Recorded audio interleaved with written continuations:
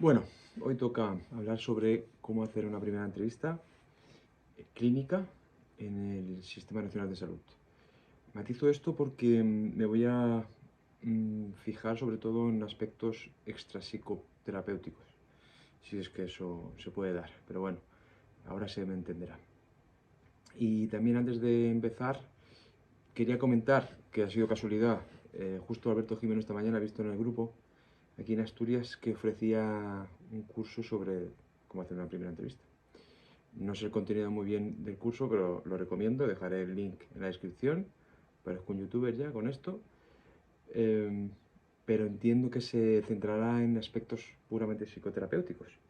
Y yo no tanto. Yo creo que lo mío será más útil para, como digo, temas que están alrededor de lo que en el fondo nos gusta más, que es el tema de la psicoterapia pura. Pero bueno, no se da la psicoterapia pura en el Sistema Nacional de Salud. Sobre eso ya escribí, ya adjuntaré el artículo, por si no lo habéis leído. Y bueno, mm, sigo sin ordenar esto muy bien, tengo muchas ideas ahí, ya iré comentando. Y luego también este vídeo cortaré y pegaré otro trozo de vídeo porque tengo que enseñaros cosas, documentos que creo que os serán útiles. Y bueno, tengo que hacer otro vídeo grabándome en la pantalla mostrando el documento. Vale, yo me dirijo a vosotros, a los residentes que me conocéis, que os he acompañado como he podido como mentor para el examen PIR, pero dejo los vídeos en abierto por si hay otros residentes o otros adjuntos incluso que se puedan beneficiar de estas opiniones mías. Pero no quiero ni divulgar, ni polemizar, ni quiero nada. O sea, esto, pues el día que vea comentarios extraños que ya empiezo a ver, pues lo pondré en oculto los vídeos y qué problema. Yo no tengo afán de divulgar nada, no creo en eso de la divulgación.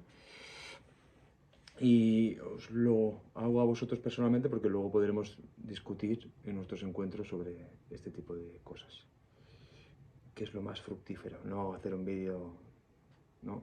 Sobre el resumen de algo que podríais leer directamente, ¿no? Que es lo que acaba siendo la divulgación. Bueno, en el mejor de los casos. Vale, bueno, comentar. La entrevista no empieza en el minuto uno en el que el paciente entra por la puerta. La entrevista empieza mucho antes. Y si no tenemos esto claro, habrá elementos que se nos escapen durante la charla, durante el encuentro con el paciente o la familia.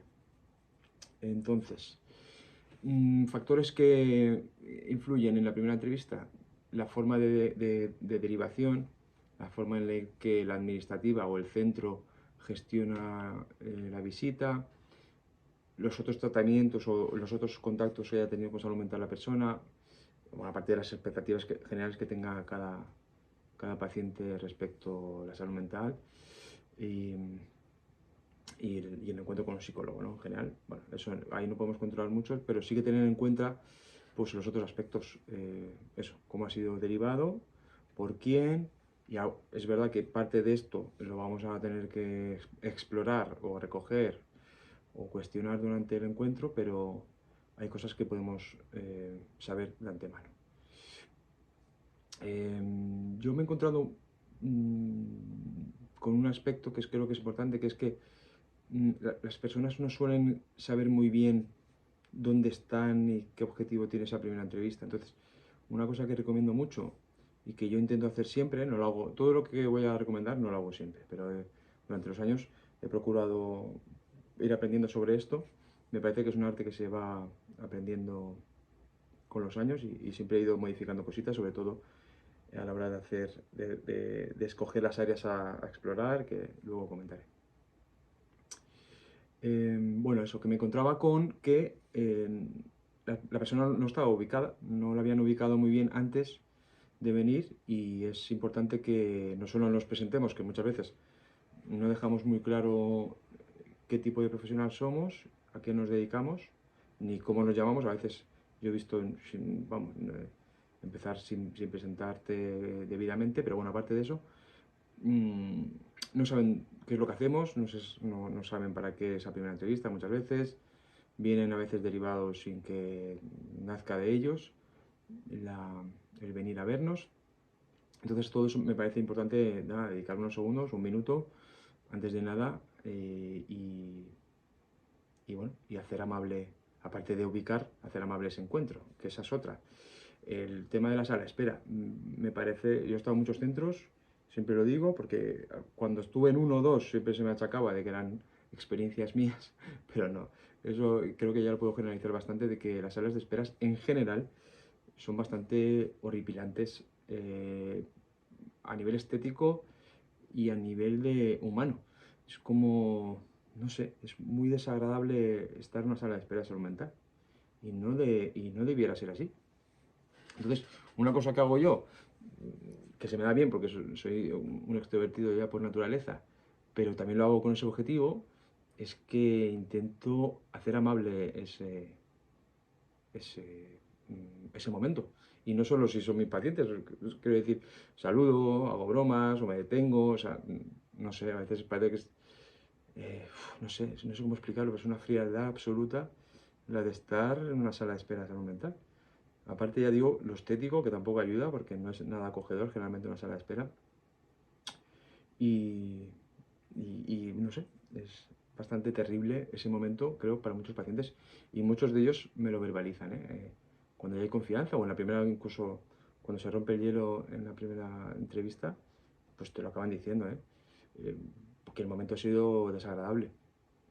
Y no solo por el esto, sino también por otro, ya por el tema de prejuicios o asociaciones que tienen cuando se ven en el mismo sitio que otros perfiles, por así decirlo, otro tipo de problemáticas, ¿no? Entonces, bueno, entre ese cúmulo de cosas, yo creo que es bueno que no sé, que nosotros, el personal, las administrativas, el profesional que pasamos por ahí, por la sala de espera, pues que hagamos eso, no divertido, no tiene que ser un monólogo ni nada, pero hombre, algo más cálido, acogedor, natural, no hace falta, no sé, tampoco hay un curso de técnicas para hacer más amigable ese encuentro.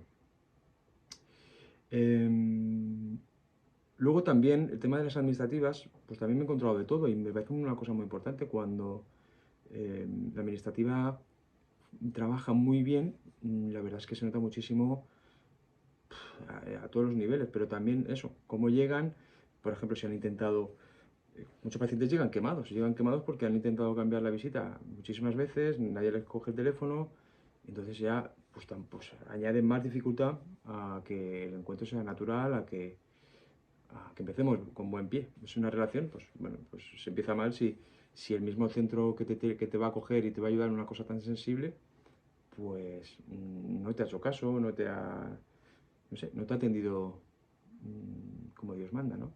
Y cuando se trabaja bien, pues ya te digo que fluye, esa parte te la quitas y fluye muchísimo más. Estoy improvisando, podría seguro que matizar con cada una de estas cosas, sobre todo lo del tema de la administrativa, y lo digo en femenino porque casi todos son mujeres. Haré otro vídeo sobre eso, me parece súper relevante, muy importante y que se le da mucha menos importancia de la que debiera también. Vale, sobre el tema de la sala de espera, comentaros una anécdota así que creo que escribí ya en el blog. Yo trabajaba en infanto juvenil, estuve en unos años y se me ocurrió hacer una carta de acogida porque me molestaba bastante, bueno, me sigue molestando, que las familias estuvieran con el móvil, con el niño al lado y sin atender el uno al otro y están con el móvil los dos, ¿no? Yo dije, hay que aprovechar el tiempo ese para justamente pues, para detenernos y, coño, que es una cosa especial, ¿no? El ir al psicólogo por primera vez y a contar tu historia de vida o tu problemática o tus preocupaciones a alguien se supone profesional, objetivo, ajeno a tu entorno, que eso puede ser positivo, y estar ahí en ese momento, pues no atendiendo, no atendiendo a ese momento. Entonces, hice una carta, me salió natural, no tuve no tuve que pensarla mucho, pues entonces me presenté y, y bueno, más o menos, supongo que me inspiré indirectamente de los típicos contratos terapéuticos de la privada, que yo también estuve, o lo he ido compaginando durante muchos años, la pública y la privada, y creo que más o menos me salió como un contrato terapéutico, o explicando quién soy y qué esperar de mí y qué esperar del centro.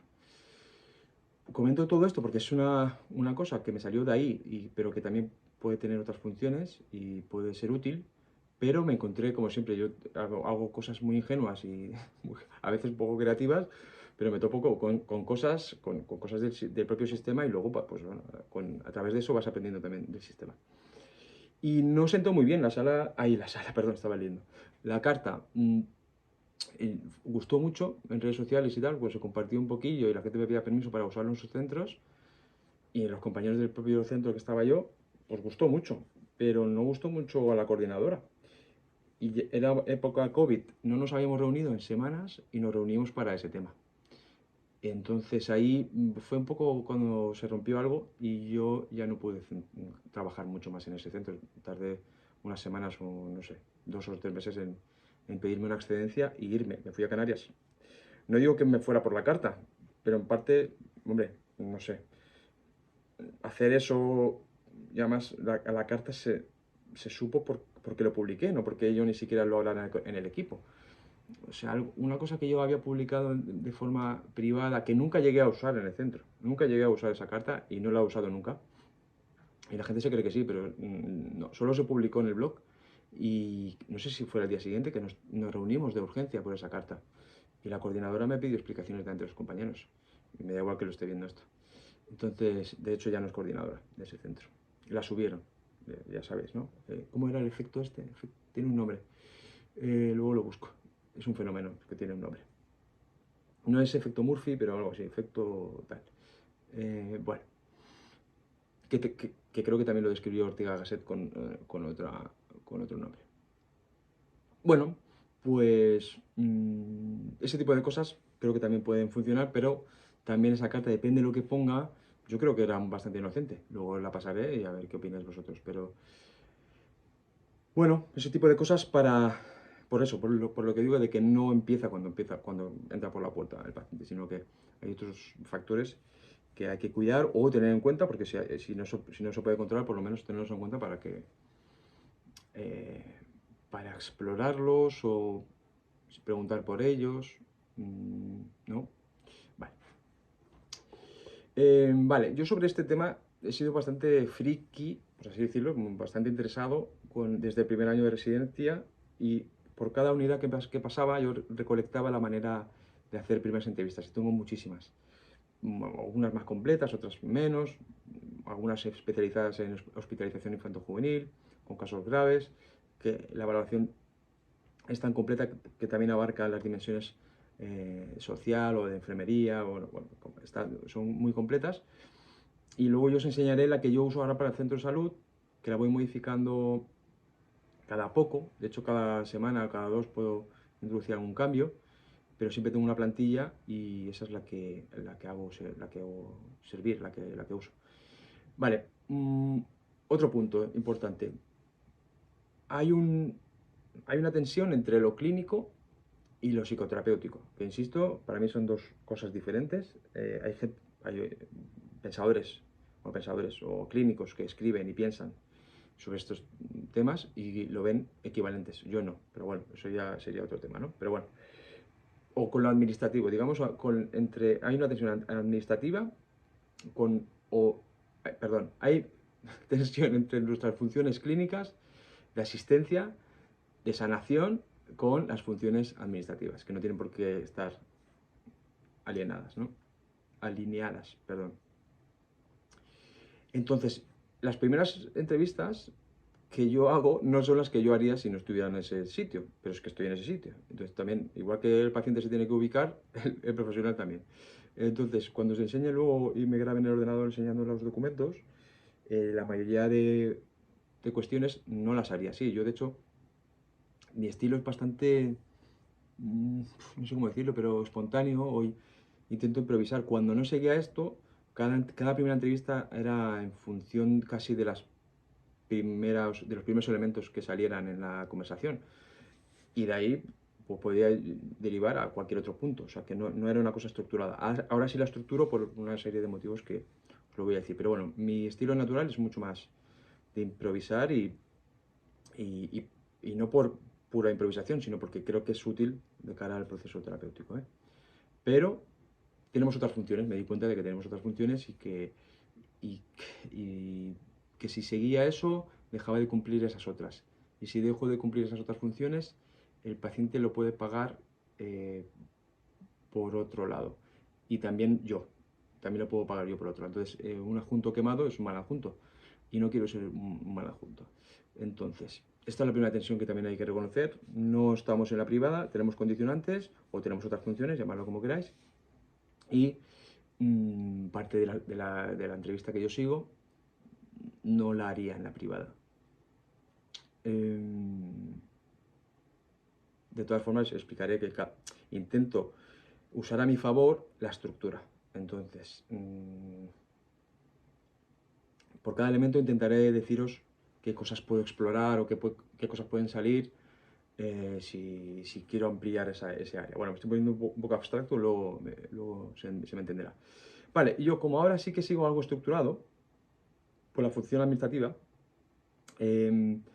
también esto se lo anticipo al paciente, porque están demasiado habituados, y en realidad no se habitúan del todo, pero están acostumbrados a que el médico no le mire a la cara, prácticamente no le dé más de 5 o 10 minutos para explicarse, y bueno, que se ponga a teclear delante suyo con cosas muy delicadas de salud en general, ¿no? Son de salud física, orgánica. Entonces, para no despertar los mismos demonios que llevan viviendo pues, en consultas de otros especialistas, lo anticipo. Digo, bueno, y además lo digo con honestidad. No sé qué fórmula verbal uso porque eso no lo estructuro, pero sí que anticipo de que, que tengo que dedicar, por desgracia, a veces sí que uso la coletilla por desgracia, de que tengo que usar unos minutos de la entrevista para acabar de rellenar cosas que puede que no sirvan y puede que no. Esto sí que lo digo, porque a veces sí que hay información que es importante de recoger, eso está claro, pero anticipo esto para que sepa que después vamos a hablar con tranquilidad cara a cara, y también se lo digo así.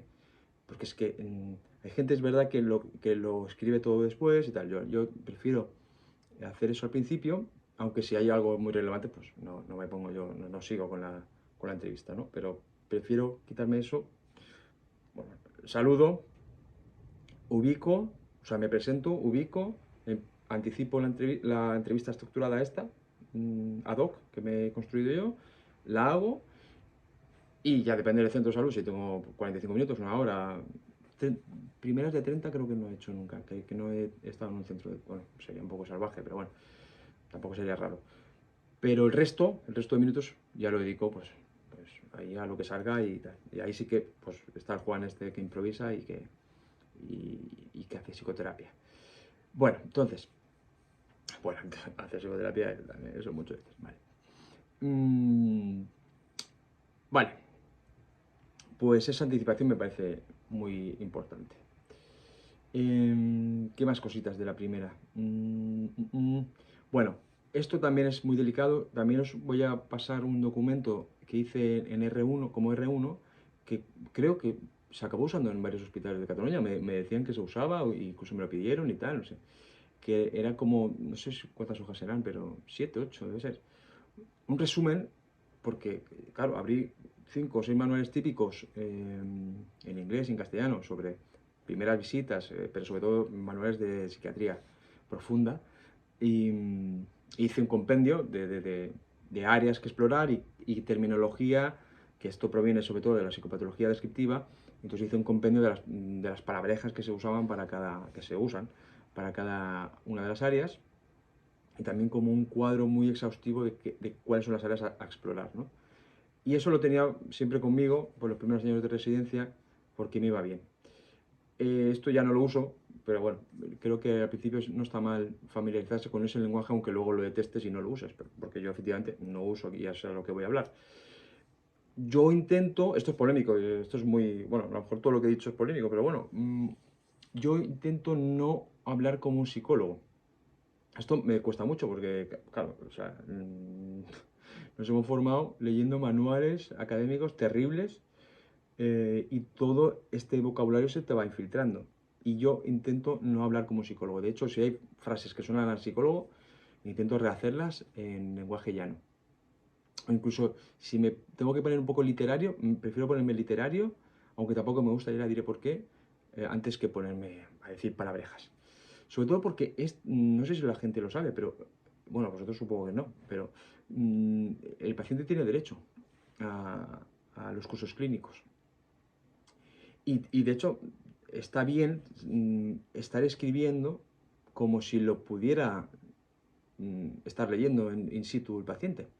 Muchas veces yo lo que hago en la segunda visita, porque en la primera no da tiempo, pero en la segunda leo lo que recogí eh, en la primera entrevista, no los campos de antecedentes de salud o antecedentes de salud mental, no, donde yo recojo la historia actual, por así decirlo, se lo leo en voz alta y le digo que si me he equivocado en algo, si no he reflejado bien su historia o algunas cosas que dijo, que me diga el ok o que sí o que no. Eso ya es terapéutico, porque en verdad estás tratando de mentalizar al paciente y es un resumen, como la técnica de habilidades de entrevista clásicas. Pero bueno, yo no uso habilidades de entrevista, en verdad son cosas de sentido común, pero bueno, que es asegurarse de que tú has reflejado ahí exactamente lo que quiso decir, porque entre lo que quiere decir una persona, lo que dice y lo que entiende una persona, sabemos que varía mucho, pero hay que asegurarse.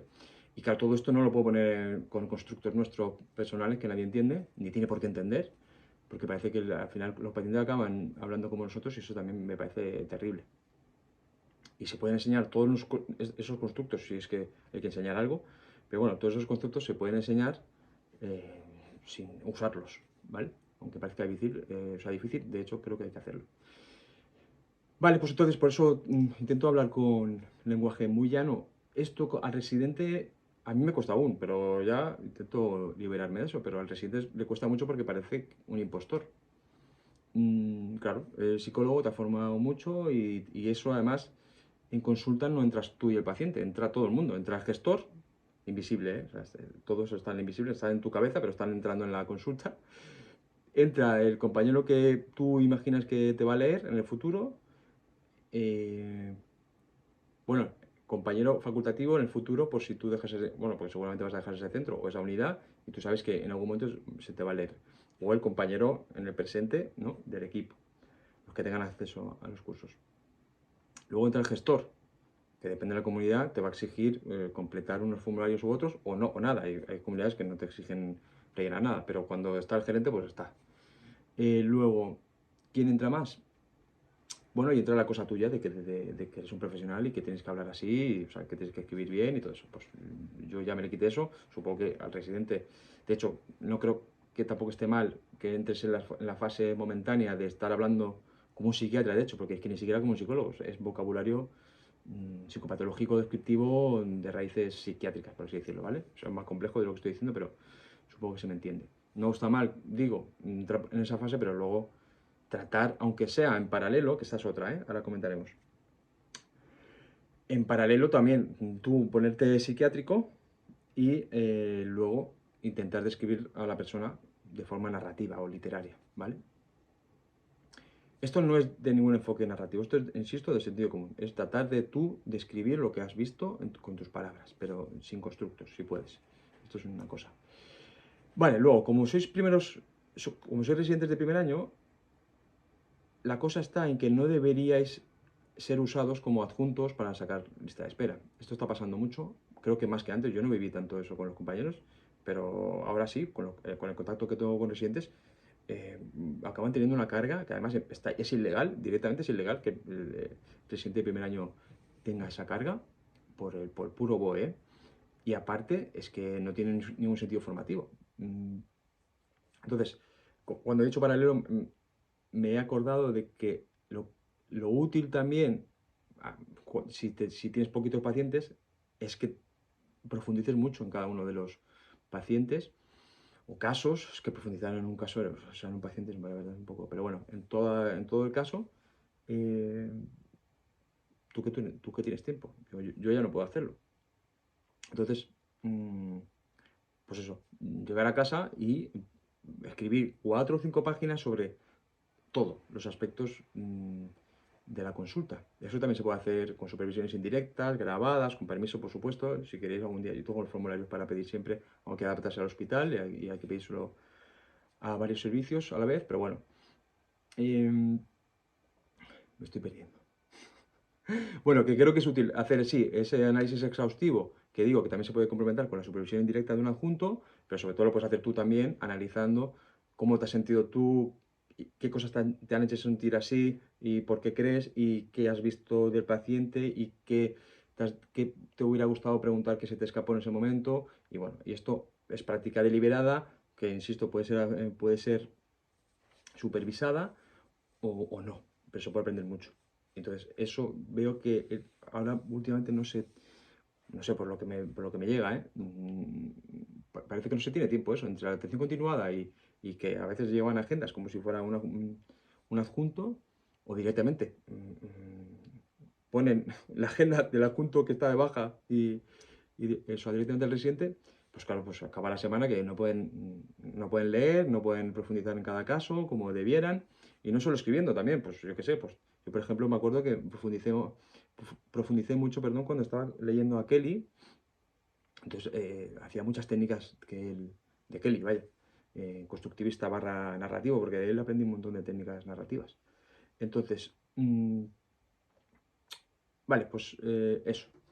Lenguaje llano es lo que intento usar, se me escapan cosillas, pero es que eso luego sé que se lo voy a decir al paciente y él me tiene que decir si sí o si no, y a veces me corrige y no pasa nada, y de hecho casi siempre es muy agradable pues que intenten resumir lo que tú explicaste, y si hay algo que matizar, también va a favor de todo eso, de la relación o del proceso terapéutico, ¿vale? Esta idea que os voy a comentar es de Jesús, lo estuvimos hablando el otro día. Jesús López es un adjunto cántabro que hace muchos años que vive en Barcelona, que hizo la residencia en Lleida y ahora está en Badalona, en el equipo del Getafe, en el Getafe de la salud mental que decimos porque parece que es un equipo consolidado y parece un buen equipo ahora, por lo que me dice Jesús, está contento, así que me alegro. Entonces, comentaba él que algunas de sus residentes, o a lo mejor se lo ha podido proponer a todas, el ejercicio de que cada una de ellas planteara una primera desde cero,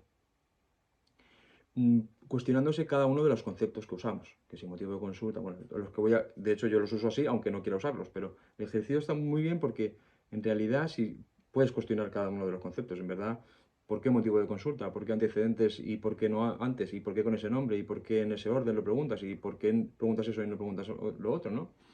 Bueno, Jesús lo explica mejor, pero creo que se entiende que está muy bien el ejercicio de que la residenta se plantee exactamente qué campos, o sea, por qué motivos está preguntando esos campos, esas áreas, cómo las está preguntando, y por qué no otras, y este cuestionamiento profundo se te puede guiar, porque la Junta tendrá su opinión, pero creo que también es un ejercicio personal de ir siendo crítico con cada una de las herramientas que tenemos, ¿no? para trabajar. Y la primera, la fundamental, bueno, no es la fundamental, pero vamos, una de ellas es esta. Vale, luego lo explicaré, pero yo la primera la hago bastante exhaustiva por varios motivos.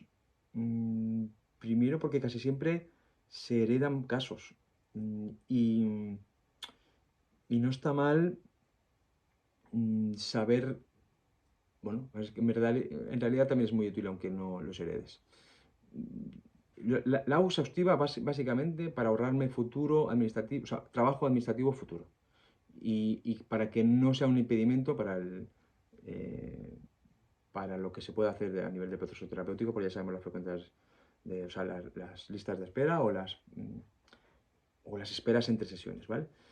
Pero eso me permite, por ejemplo, hacer informes en literalmente 5 minutos. Mis primeras son tan exhaustivas que si me piden un informe, de hecho yo lo comento, mira, si me tienes que pedir un informe, en verdad tardo muy poco, o lo tienes que solicitar así, o, bueno, en cada centro es de una manera determinada, pero eso me lo quito de en medio.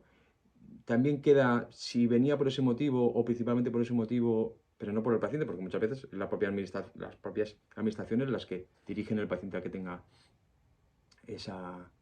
a que busque el informe, vaya, es que a veces parece que esto sea del paciente únicamente, ¿no? Entonces, bueno, pues queda fuera del setting, por decirlo, por así decirlo. El informe lo vas a tener en cuenta, a mí no me cuesta, esto está medio hecho, y entonces esto también lo aparto de mi vista un poco y me quito el trabajo ese para que... es como quitar obstáculos, vaya. Para mí es eso. Y bueno, y también hago exhaustiva, aunque ya os digo que mi estilo es más, pues, hoja en blanco y ala, lo que surja, ¿no? También porque me sirve muchas veces a nivel psicoterapéutico una pregunta concreta, por ejemplo, veréis que pregunto por creencias religiosas, pues ahí, pues depende, pues hago una repregunta en esa área. Y de ahí dan para estar hablando un ratito sobre si le ayuda o no, sobre si ha cambiado de parecer a partir de ciertas experiencias recientes. Bueno, es que esa pregunta solo ya da para una sesión entera. Entonces, bueno, a veces lo uso como, mm, como estímulos que pudieran servir para ahondar en cuestiones, ¿no? Pero sobre todo, ya os digo que lo hago por temas administrativos. Bueno, ya he dicho lo de que el despacho entra más gente, eso es fundamental, asumirlo, y hay que sortearlo como podáis. Y yo os doy truquitos, pero vamos, seguro que se nos ocurrirá entre todos y aprenderé también de vosotros o de gente que me quiera contestar bien y no con respuestas gañanes en la caja de comentarios. Luego, la puntualidad. Pues otra cosa que tiene una vertiente virtuosa y otra administrativa. A mí, la verdad es que soy bastante... Es que, claro, la gente me diagnosticaría con TOC. Y sí, sí, claro, tengo rasgos de eso, pero ya, claro, uno también puede ser diligente, virtuoso, eh, y no ser patológicamente virtuoso, ¿no? Pero bueno, voy a dar motivos sobre por qué intento ser muy puntual con las primeras visitas. Bueno, con todas las sesiones. Primero, por respeto al paciente. O sea, lo de que esté esperando, yo qué sé, media hora, tres cuartos, una hora, a mí me duele cuando le hago esperar al paciente y me disculpo y le explico por qué, si puedo y tal. Eso es el primer motivo. Porque cada uno tiene su vida, entonces si hemos marcado hasta ahora, pues hasta ahora es. Entonces, el resto de espacios del equipo también tienen que respetar las horas de la sesión. Luego, por mí mismo, de nuevo, adjunto quemado no puede ser un adjunto bueno. Yo quiero ser puntual, la primera, por ejemplo, pues para que luego no se me vaya corriendo el horario, yo vaya nervioso, vaya queriendo acortar visitas porque me he quedado sin tiempo, y yo tengo una vida personal muy movida, muy rica, y yo, si se me va esto, no puedo estar pensando de que, hostia, que a las 3 o a las 4 tengo un club de lectura, o tengo que estudiar para eso, no, quiero estar tranquilo, pero no por mí, sino porque es que noto que hago mejor mi trabajo. Em, Esto la gente no sé si lo entenderá o no, o se creerá que sí, que soy un top, lo que sea. Pero yo recomiendo mucho tener en cuenta. Por cierto, que como residente era un puto desastre. Además, estaba quemado, perdido como residente, lo pasé fatal en algunas rotaciones. Y eso no lo cumplía para nada. Pero ahora soy bastante. Y los equipos, los de ahora lo saben, que soy bastante escrupuloso con la puntualidad también para llegar al centro, que esa es otra. Pero eso es a nivel de profesional, o sea, de respeto ya al equipo.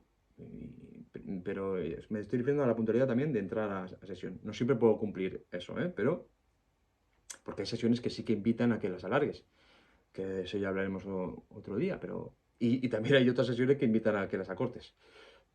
Pero me parece fundamental para eso, para protegerte a uno mismo como profesional y como respeto, sobre todo como respeto al paciente, que no tiene por qué salir mucho más tarde de lo que había previsto. Así,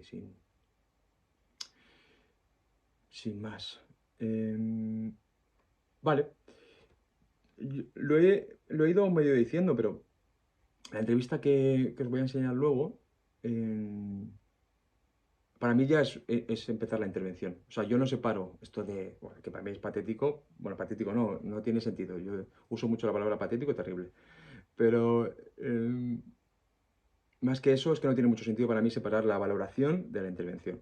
Se interviene ya, como digo, desde que te llaman o te escriben con la cita, desde cómo es tu sala de espera, cómo te tratan o cómo te saludan o cómo no te saludan, cómo se presentan, cómo es el despacho, todo eso ya es una intervención. Entonces, y cuando empiezo yo a hablar con el paciente, pues mucho más. Pues ya ha empezado la intervención y ya la primera pregunta es no solo valoración, es intervención al mismo tiempo. Entonces, la aprovecho y estoy valorando, pero también estoy interviniendo a la vez. Y puedo hacer ciertas intervenciones ahí. Intervenciones no es técnicas directivas, sino, como digo, a favor de lo que parece que sea el objetivo inicial de cambio, que esa es otra, eso es para otro vídeo, sobre el tema de la... claro, vale, perdón, más cosas, sí, punto importantísimo. La primera visita es o sea, a nivel cognitivo es muy intensa porque tienes que tomar decisiones de forma ultra rápida. Esto es un arte que no creo que haya libros, hay artículos que sé que ayudan a este tipo de cosas, pero yo no creo en estos artículos. Como lo de la indicación de no tratamiento, me parece terrible, pero ya haré un vídeo sobre eso, que me parece importante que lo sepáis, pero yo lo discuto mucho.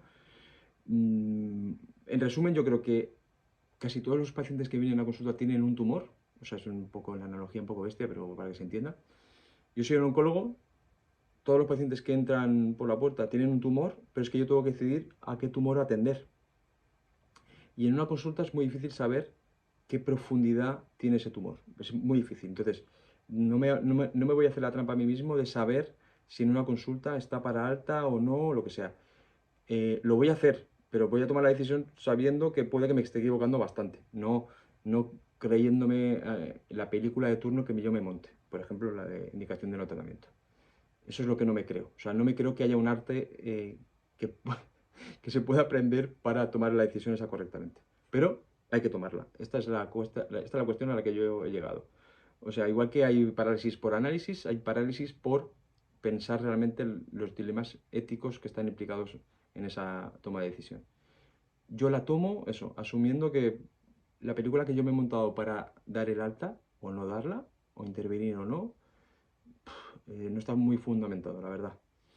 Pero tengo que tomar esa decisión. Entonces, decía que es muy intensa la sesión a nivel cognitivo por eso, porque tienes que tener en cuenta todo eso. Eso para alguien así que con necesidad de cognición, por así decirlo, o tal, o sea, que ese tipo de problemáticas le estimulen, pues por ese lado es agradable cuando le coges el punto, porque ya te digo, en una hora, en tres cuartos, tienes que tener en cuenta muchísimas cosas. Pero si lo piensas bien, te puede quemar también ese o sea, las decisiones que estás tomando en el día a día, de si dar alta o no, o tal. Luego ya os explicaré truquitos que he ido aprendiendo también, que me han enseñado, y no siempre facultativos, me enseñan no feas a hacer este tipo de cositas. Por ejemplo, las pseudo altas que me, que me enseñó una administrativa, que no voy a decidir para no comprometerla. Bueno, pues yo hago pseudo altas que, que me parecen útiles, eso lo explicaré en la intimidad. Bueno, eso, hay que tomar decisiones importantes y además hay que pensar rápido, son tres cuartos de hora y tienes que también definir el setting futuro, porque tienes una cantidad de tiempo también futura que gestionar y tienes que decidir si vas a derivar algún recurso, si es que tienes recursos alrededor, y si es que los conoces, que esas otras es importantísimo conocerlos, si no, pues esa función no la estás cumpliendo. Es muy fácil no cumplir esa función. Generalmente el clínico no cumple esa función de conocer los recursos de su entorno y derivar adecuadamente. Bueno, pues tienes que decidir si derivar a un recurso de salud mental o de la comunidad, o tienes que decidir si ese paciente está o no preparado, eso también es delicado lo que voy a decir, para un enfoque psicoterapéutico, pero que igualmente necesite estar en el equipo. Y también hay casuísticas en las que se encuentra el paciente.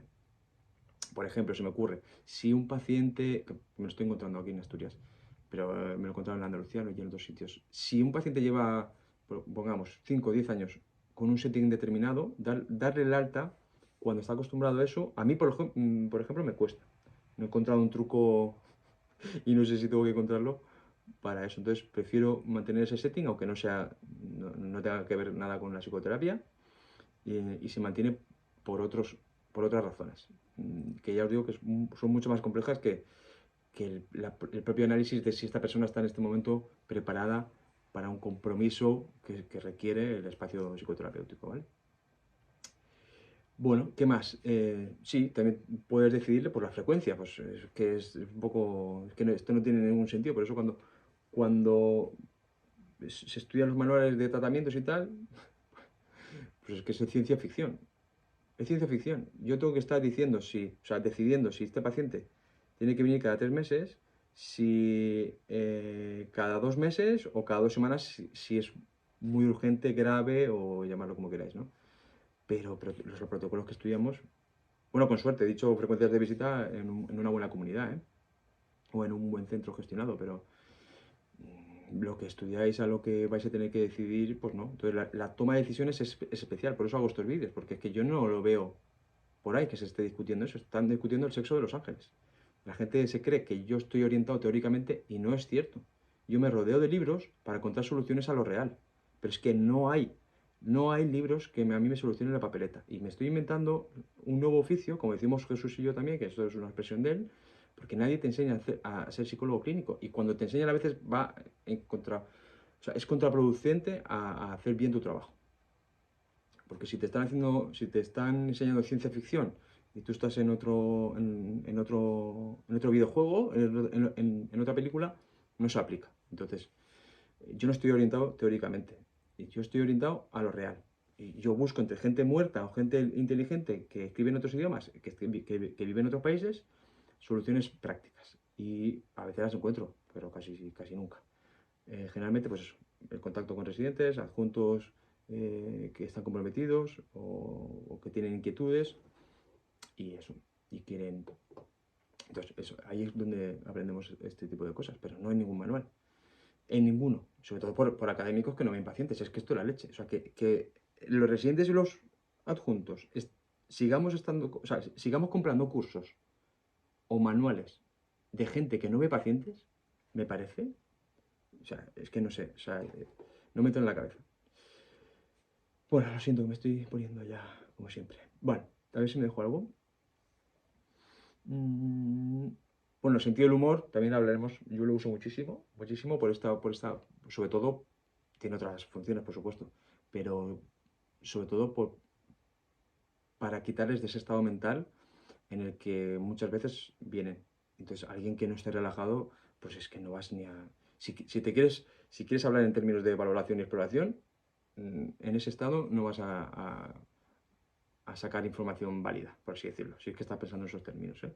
Y si estás pensando en intervención fina psicoterapéutica, pues tampoco. Entonces, hay que tener, aunque no sea natural tuyo, de ser muy extrovertida o tener, pues hay que trabajar el sentido del humor y que hay que saber romper con estas cosas, y hay bromitas, y claro, eso tiene un riesgo, porque el sentido del humor, pues eso, dónde está el límite, no conoces a la persona, pero bueno, también hay maneras de, si sabes que has cruzado un límite, rebajar la tensión, o sea, que eso hay que trabajarlo, o sea, hay que practicarlo. Y yo creo que el sentido del humor me es muy útil. Ya os digo, a mí no me cuesta porque suelo ser un payasín, aunque a veces se me vea como muy serio, pero creo que es muy útil el tema del sentido del humor, tanto en la sala de espera como que comentaba antes, como ya en consulta, ¿eh? Sin pasarse, porque el objetivo no es, insisto, reír, pero sí que es útil, y a veces me sale, a veces no, pasar de la risa al llanto rápido. O sea, que también puedes hablar de temas profundos, muy serios, pero en una parte de la entrevista, pues reírnos fuerte, ¿no? Entonces, tiene que ser una experiencia el ir al psicólogo, no un puto trámite.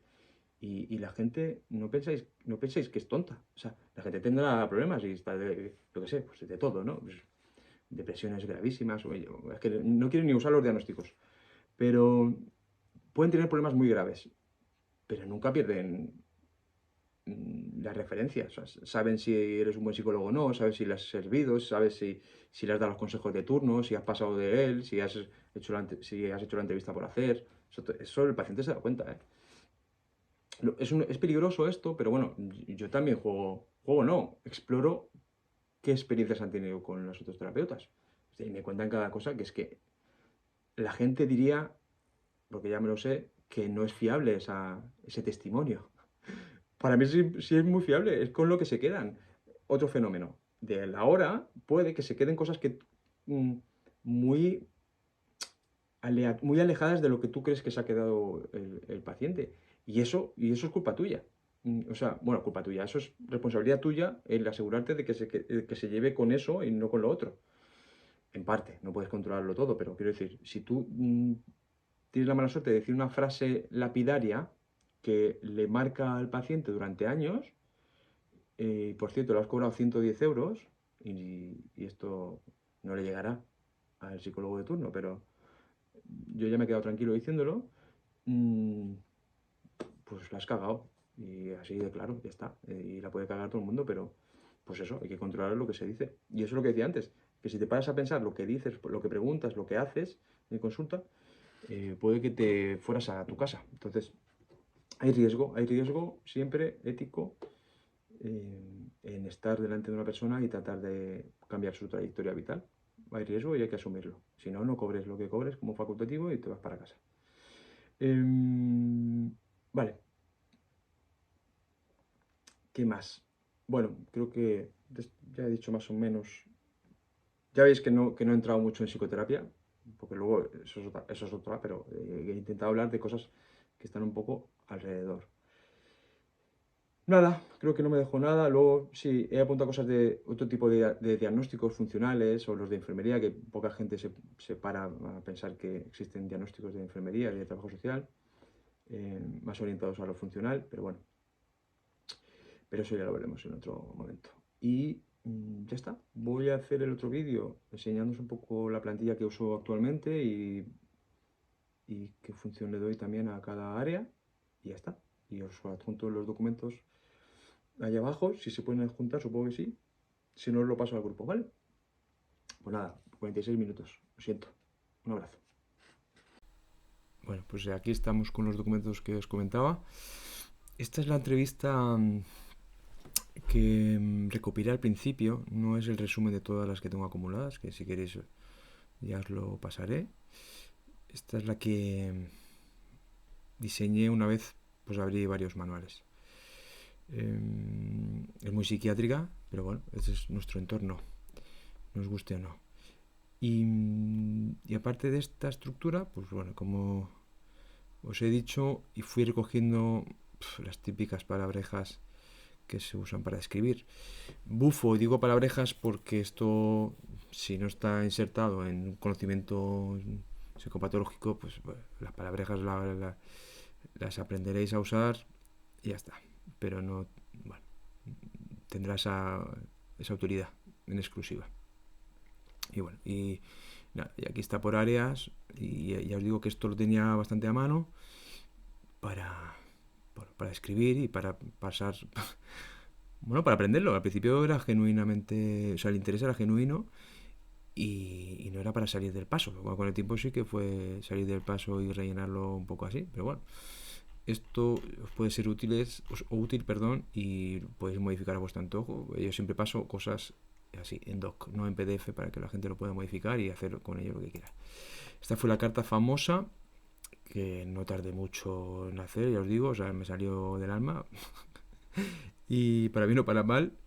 Y bueno, ya hubo un par de frases ahí que no gustaron mucho. Pero en general, bueno, a lo mejor os inspira para tener cuidado con lo que hacéis, sobre todo como residentes, y también un poco para inspiraros si os es útil de alguna manera. Y nada, y vamos a comentar un poco por encima la plantilla actual, que es la que uso. O sea, si alguna vez trabajáis en algún centro que yo haya trabajado, os encontraréis con esto rellenado, o sea, tal cual. Vale, bueno, pues esto lo copio y lo pego en el programa de gestión que toque. Si el programa me obliga a hacer una primera donde los campos están predefinidos, pues tengo que copiar y pegar limitado por esas áreas, que no siempre coinciden con esto, ¿vale? Y esta es la de adultos, no de infanto juvenil. De infanto juvenil ya puedo hacer vídeos, puedo hacer una serie muy larga concretamente de infanto juvenil. Yo estudio en adultos ahora, así que esta es la que os explico. Y si queréis, pues ya os hablaré de infanto juvenil. Nada, la fecha, aquí sí que podría matizar que es conmigo, porque a veces es una primera visita conmigo, pero no porque a veces hay pacientes heredados, que el proceso está abierto y vienen de otros profesionales.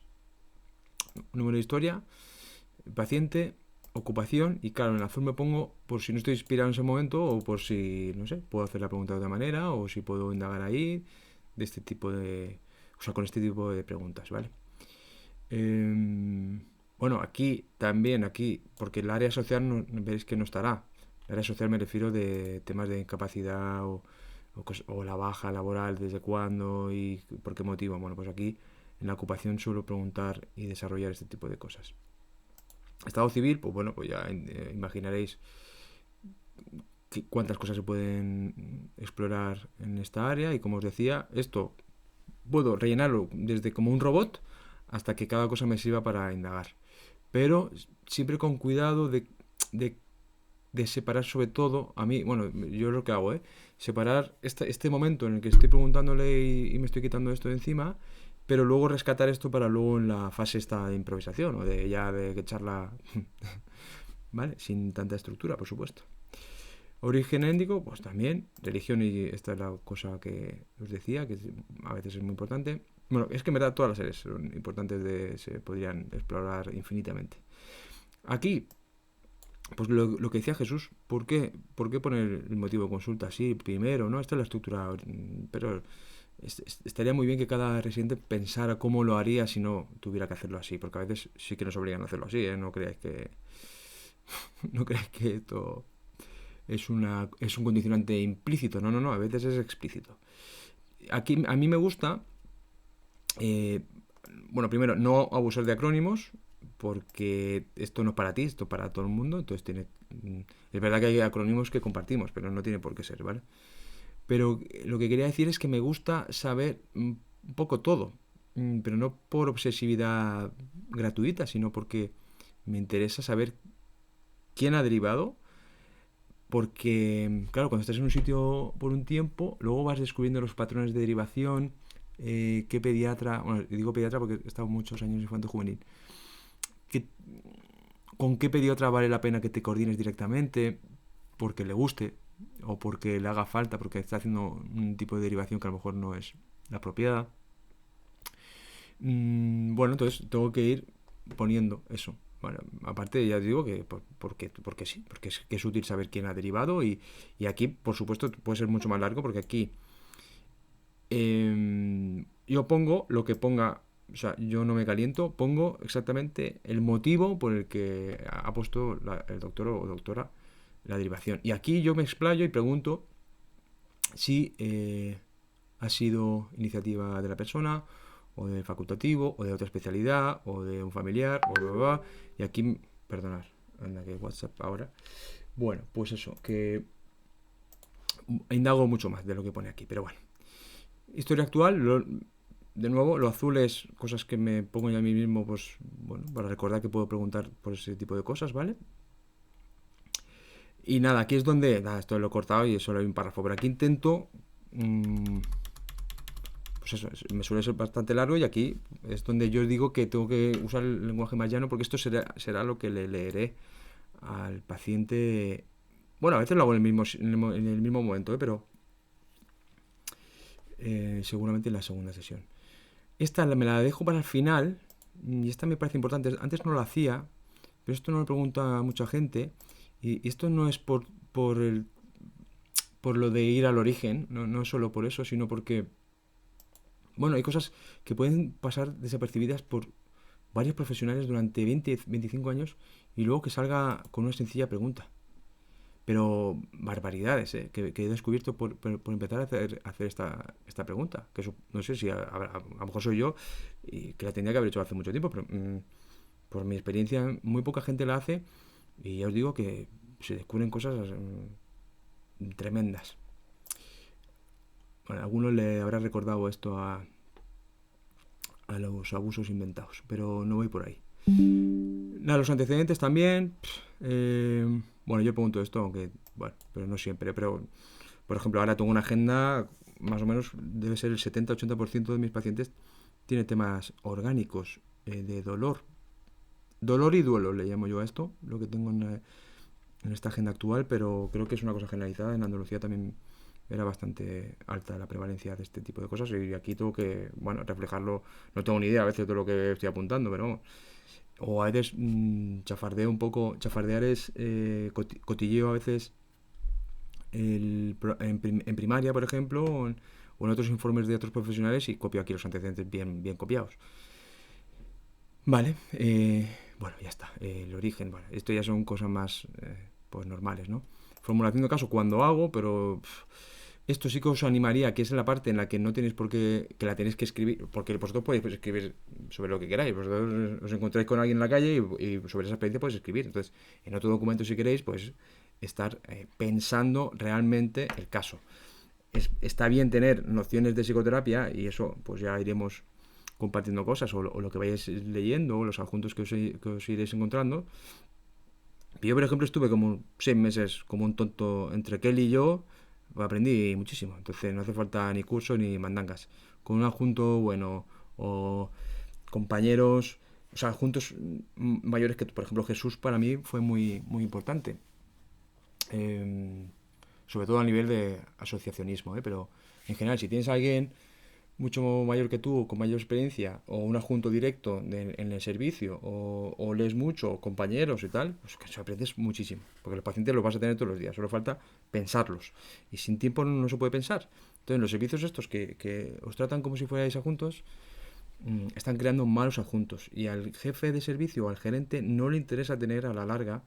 O sea, pensando solo en los números, no le interesa tener a gente quemada. Y si tú quemas a un residente de primer año, no, tienes a un adjunto de primer año, o sea, un A1, malo, pero malo por quemado. Y malo es que hace mucho daño a los demás, a los pacientes y a su entorno en el equipo. Esto también, bueno, para los que escriben mucho, porque estoy leyendo ahora libros sobre el tema del diagnóstico a saco, como siempre, vamos, pero estoy haciendo un club de lectura muy chulo en psicoanálisis y más, que os recomiendo mucho si alguien se quiere animar ahí. Pues cada 2 semanas leemos sobre salud mental crítica. Y es que todos los autores R que R con el DSM. Es que en mi mundo no vive el DSM. Vive otra cosa que es peor. Vive un monstruo epistemológico que nadie sabe lo que es eso. Es que nosotros no tenemos el DSM en la cabeza. Ojalá tuviéramos el DSM y todo el mundo diagnosticara con entrevistas estructuradas y tuviéramos tratamientos protocolizados como dicen las guías clínicas, y eso sería un mundo maravilloso al lado del mundo que vivimos los adjuntos, sobre todo en los centros de salud, pero bueno, en cualquier ámbito creo.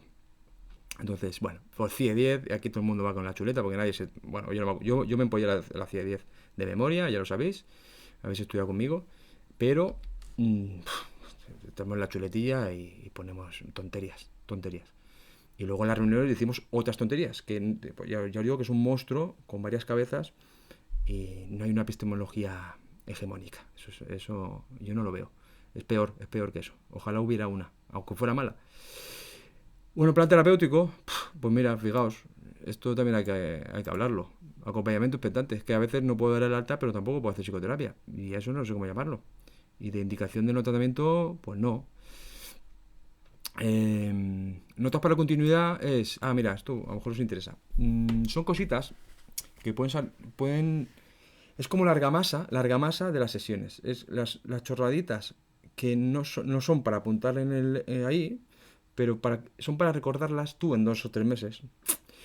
El chistecito, la anécdota, el comentario, la recomendación que te da a ti el paciente por no sé qué, del despacho.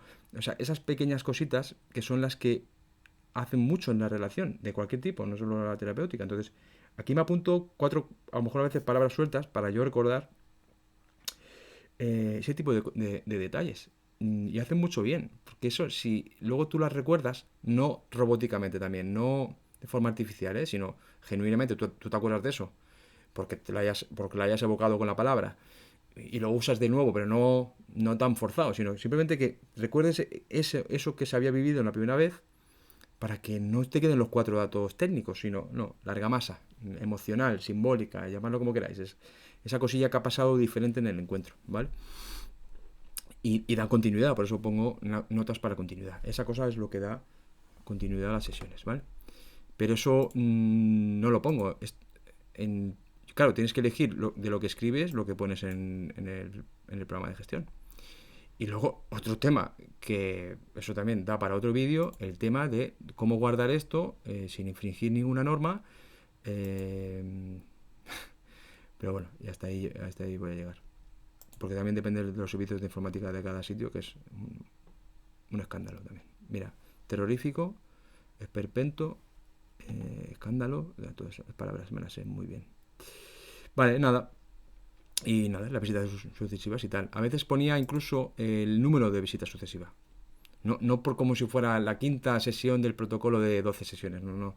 O para tener también tú una noción de cuántas sesiones llevamos, que hemos hecho hasta ahora, o sea, que tú mismo como profesional también tengas ese chip en la cabeza, porque es muy fácil caer en la rueda de, bueno, pues venga, seguimiento, pues como hace todo el mundo, y como este paciente lleva aquí 5 años, pues ni alta, ni para adelante, ni para atrás, ni objetivos, ni nada.